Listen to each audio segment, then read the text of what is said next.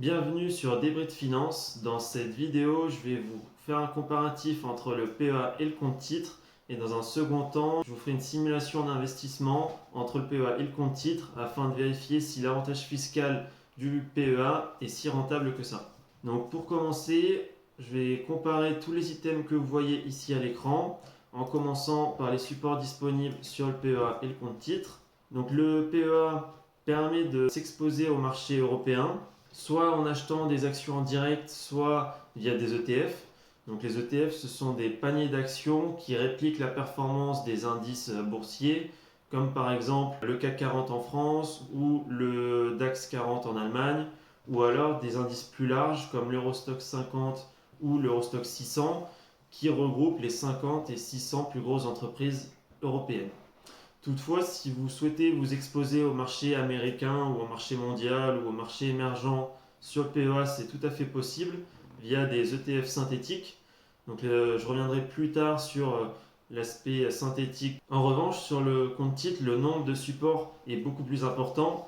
En effet, il est possible de s'exposer aux actions du monde entier, soit via des achats en direct, soit via des ETF, mais aussi aux obligations, aux matières premières, aux cryptos, etc. Maintenant, si on regarde les conditions d'ouverture de ces deux enveloppes, pour un PEA, il faut être majeur et résident fiscal français. La chose importante à savoir est que l'on peut avoir un seul PEA par personne, contrairement au compte titre où il n'y a pas de limite en nombre par personne. Toutefois, il faut être majeur ou au moins avoir une autorisation parentale si on est mineur et résident fiscal français. La chose à savoir, c'est que pour ouvrir un compte titre, on peut être une personne physique ou morale. Donc cela veut dire qu'une entreprise peut faire travailler sa trésorerie via un compte titre. Maintenant, si on regarde le plafond de versement, le PEA est limité à 150 000 euros de versement, contrairement au compte titre où il n'y a pas de limite. Donc cette limite correspond au versement et non à la valorisation du PEA. Donc le PEA peut être valorisé à plus de 150 000 euros si les actions que vous y avez mis ou les ETF prennent de la valeur. Maintenant, si on regarde l'aspect capitalisant de ces enveloppes, il y a seulement le PEA qui est une enveloppe capitalisante. Mais avant de parler de ça, je vais vous parler du fonctionnement du PEA. Donc le PEA est composé de deux poches. Donc il y a une poche action, une poche espèce. Donc la poche action correspond à la poche où il y a vos actions ou vos ETF. Et la poche espèce est la poche depuis laquelle vous pouvez faire des virements depuis votre compte personnel. Et en fait, dès lors que vous allez recevoir des dividendes d'actions ou d'ETF, ou alors que vous allez vendre des actions en plus-value, l'argent que vous allez avoir va atterrir sur votre poche espèce et vous allez pouvoir du coup réutiliser cet argent pour acheter des actions sans avoir de frottement fiscal. Contrairement au compte titre où il n'y a pas de cet aspect capitalisant, donc les dividendes et les plus-values sont taxés. Maintenant, si on regarde l'aspect fiscalité, il y a deux possibilités pour le PEA. Si vous avez votre PEA depuis moins de 5 ans, dès lors que vous allez faire un retrait depuis votre poche espèce vers votre compte personnel, vous allez être imposé à la flat tax, donc 30% sur les plus-values, et cela entraîne la clôture du PEA. En revanche, si vous faites vos retraits 5 ans après l'ouverture de votre PEA, l'imposition sera seulement de 17,2%, qui correspondent aux prélèvements sociaux. Contrairement au compte titre où l'imposition est la flat tax, donc 30% sur les plus-values, ou alors en fonction des cas, si c'est avantageux pour vous, il est possible d'utiliser l'imposition sur le revenu. Maintenant, si on regarde les avantages du PEA, donc les deux avantages principaux sont l'avantage fiscal d'une part et l'aspect capitalisant de l'enveloppe d'autre part. Maintenant, si on regarde les avantages du compte titre, le premier avantage est sa flexibilité, aussi bien sur le nombre de supports disponibles que sur sa flexibilité sur les retraits. Il y a aussi l'avantage sur les frais. En effet, si on compare deux ETF équivalents entre le PEA et le compte titre, dans quasi la totalité des cas, les ETF du compte titre auront moins de frais de gestion. Et enfin, le dernier avantage est l'avantage de transmission.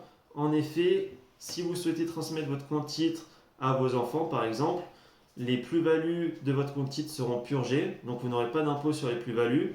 En revanche, vous aurez la partie impôt sur les successions qui rentrera en compte. Maintenant, on se retrouve pour la comparaison entre un investissement sur PEA et sur compte titre.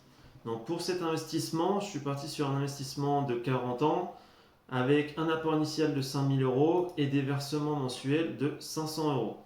On retrouve dans le tableau de gauche en orange la simulation sur PEA et dans le tableau de droite la simulation sur compte titre. Là, dans la première colonne du tableau, on retrouve les années. La deuxième colonne, ce sont les versements année après année. Donc on retrouve bien ici la première année, les 5 000 euros initial plus les 6 000 euros de la première année. Et à chaque fois, un incrément de 6 000 euros année après année. Donc le capital brut correspond au versement incrémenté du rendement de l'ETF. Et le capital net correspond au versement incrémenté du rendement et de la fiscalité du PEA. Et de même pour le compte titre. Donc comme je vous l'ai dit tout à l'heure, le PEA est plafonné à 150 000 euros de versement, donc à un rythme de 6 000 euros par an. Au bout de la 25e année, on arrive au plafond de versement. Donc c'est pour cela qu'à partir de la 25e année, j'ai considéré un compte titre en parallèle de l'investissement sur PEA pour continuer d'investir jusqu'à la 40e année pour avoir une simulation cohérente entre la version compte titre seul et la version PEA plus compte titre. Donc ici sur cette première simulation, il s'agit d'une simulation sur un ETF du S&P 500. Donc on retrouve ici donc, 3 lignes à remplir avec le rendement du PEA, les frais de l'ETF du PEA et du compte titre et l'écart de performance entre l'indice S&P 500 et l'ETF, donc l'ETF du PEA et l'ETF compte titre. Donc je vais vous montrer comment j'ai rempli ces 3 lignes. Donc pour cela, j'utilise le site JustETF, qui est un site qui regroupe tous les ETF existants sur toutes les classes d'actifs, donc soit les actions, les obligations, les métaux précieux, les cryptos, etc. Et on retrouve sur la gauche toute une liste de filtres afin de trouver l'ETF qui nous correspond le mieux. Donc pour cette première simulation, comme je l'ai dit, on est sur le marché américain. Donc on va chercher dans les actions le pays États-Unis. Donc ici on retrouve tous les ETF disponibles qui répliquent le S&P 500 ou alors le Nasdaq 100. Donc je vais prendre le premier ETF qui est l'ETF qui a le plus gros fonds. Donc je vais l'ouvrir. Et ensuite je vais faire la même recherche mais en filtrant pour les ETF disponibles sur PEA. Donc je vais ouvrir ici par exemple le BNP Paribas qui est en USD afin de comparer deux ETF équivalents. Enfin, deux ETF du S&P 500 et dans la même devise, donc le dollar. Donc ici on se retrouve sur l'ETF de iShares qui est du coup un ETF de BlackRock. Donc sur cette page on retrouve plein d'informations liées à l'ETF. Donc la première information correspond aux frais de gestion de l'ETF. Donc ici c'est 0,07% par an. Ensuite on a la méthode de distribution, donc elle peut être soit capitalisante soit distribuante.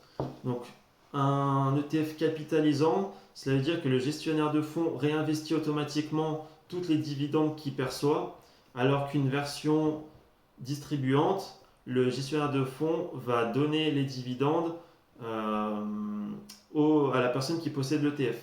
Ensuite, on a la réplication, elle peut être soit physique, soit synthétique.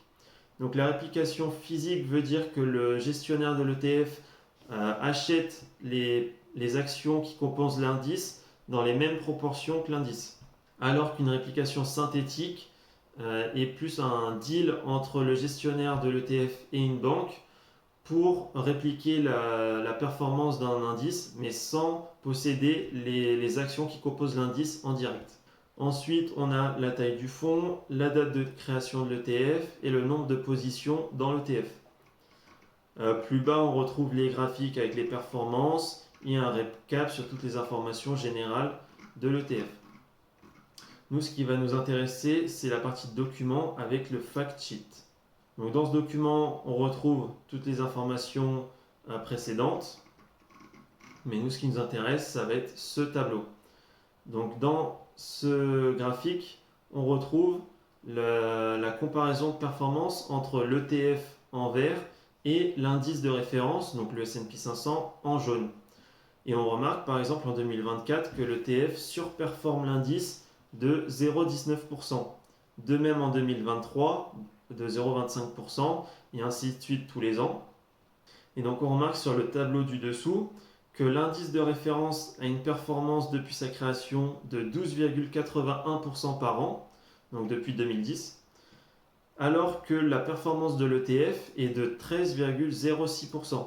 Donc une surperformance de l'ETF de 0,25% par an par rapport à l'indice.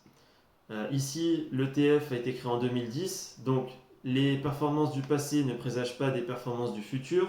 Donc dans les 10 ans à venir, il est probable que les performances de l'ETF ne soient pas de l'ordre de 12,8%. Toutefois, si on regarde les performances de la bourse américaine depuis 100 ans, elle est autour de 8 à 10% par an. Donc maintenant, si on revient sur le tableau, donc dans la partie compte titre, donc j'ai bien renseigné ici 12,81% pour le rendement, les 0,7% de frais et le 0,25% d'écart de performance provient de la différence entre le 13,06 et le 12,81. Donc on peut faire la même chose sur l'ETF du PEA. Donc pareil, on a les frais, la méthode de distribution. Ici, on voit bien que c'est une réplication synthétique, puisqu'il ne peut pas y avoir de réplication physique d'un ETF américain sur PEA, puisqu'on ne peut pas acheter d'actions américaines sur le PEA. Donc, si on ouvre le fact sheet, on va retrouver les mêmes informations que dans le document précédent, avec la courbe et les écarts de performance entre l'ETF et l'indice. Donc, si on regarde par exemple en 2024, l'ETF et l'indice ont la même performance. En revanche, en 2023, l'ETF surperforme de 0,43%.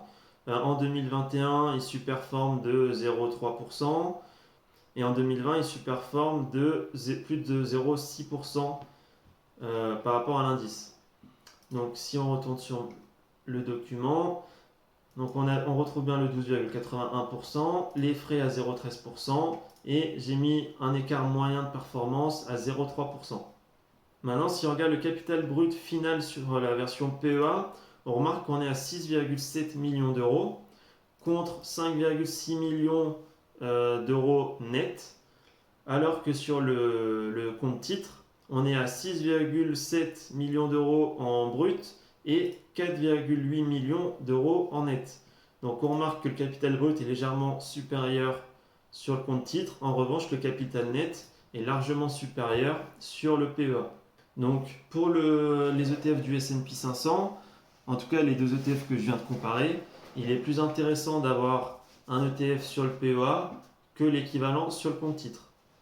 Maintenant, si on regarde des ETF qui répliquent l'indice du MSCI World, donc j'ai rempli ces trois lignes de la même manière que ce que je viens de vous montrer. Et on remarque qu'au bout de 40 ans, sur le PEA, on aura un capital brut de 2,56 millions d'euros pour un capital net de 2,15 millions d'euros, alors que sur le compte titre, on aura un capital brut de 2,7 millions d'euros et un capital net légèrement inférieur à 2 millions d'euros. Donc là aussi, l'ETF MSCI World est plus intéressant sur le PEA que sur le compte titre. Et enfin, si on regarde la version pays émergents, donc j'ai rempli les trois lignes de la même manière que précédemment. Et cette fois, on remarque que le capital net est supérieur sur le compte titre, car on a 410 000 euros sur le compte titre et 400 000 euros sur le PEA. Donc il peut être intéressant de se demander quel est le point de bascule à partir du moment où l'ETF est plus rentable sur le compte titre que sur le PEA. Donc pour ça, j'ai fait une quatrième simulation où on va jouer sur les frais et l'écart de performance avec l'indice pour voir à quel moment la rentabilité du compte titre est supérieure à la rentabilité du PEA. Donc pour cet exemple, je suis parti sur un rendement équivalent sur la version PEA et compte titre. Et là, pour cette première simulation, les frais et l'écart de performance sont à 0 sur le PEA et sur le compte titre. Donc on remarque bien que le capital net est largement supérieur sur le PEA que sur le compte titre. Mais maintenant, si je mets un écart de performance, par exemple de 0,3% sur le compte titre, on remarque que l'écart entre le capital net du PEA et du compte titre se réduit. Donc 0,3% c'est toujours plus intéressant sur PEA. Par contre, si je mets par exemple 0,5%, on voit que le PEA et le compte titre ont un capital net quasiment équivalent. Donc par exemple, si je passe à 0,55%, on voit que en fait, à partir de 0,55% d'écart de performance sur le compte titre, le capital net du compte titre est supérieur au capital net du PEA. Donc, ce qu'il est important de regarder quand vous comparez des ETF PEA et compte titre, en fait, il faut regarder la somme des frais du PEA, du compte titre et de son écart de performance avec l'indice et la comparer aux frais de l'ETF du PEA et de son écart de performance avec l'indice. Et si le delta entre les deux est supérieur à 0,55%, à partir de là, il est plus rentable d'avoir l'ETF sur le compte titre. Après, ces simulations comparent des ETF équivalents sur compte titre et PEA. Mais il peut y avoir des ETF plus performants sur le compte titre qui n'existent pas sur le PEA, par exemple les ETF Smart Beta, mais ce n'est pas l'idée de la simulation d'aujourd'hui. Pour conclure, il ne faut pas opposer le compte titre et le PEA, mais il faut plutôt les allier dans sa stratégie d'investissement afin de tirer le meilleur potentiel de chacune de ces deux enveloppes. Et donc, selon votre stratégie de diversification, intégrer certains ETF sur le PEA et d'autres sur le compte titre. Mais il ne faut pas choisir l'un ou l'autre, mais en fait, il faut vraiment lier ces deux enveloppes à votre stratégie d'investissement. Voilà, c'est tout pour cette vidéo. Merci d'avoir regardé la vidéo jusqu'au bout. On se retrouve bientôt sur Débris de Finance. Et surtout, n'oublie pas, ton argent, c'est ta liberté. Allez, ciao!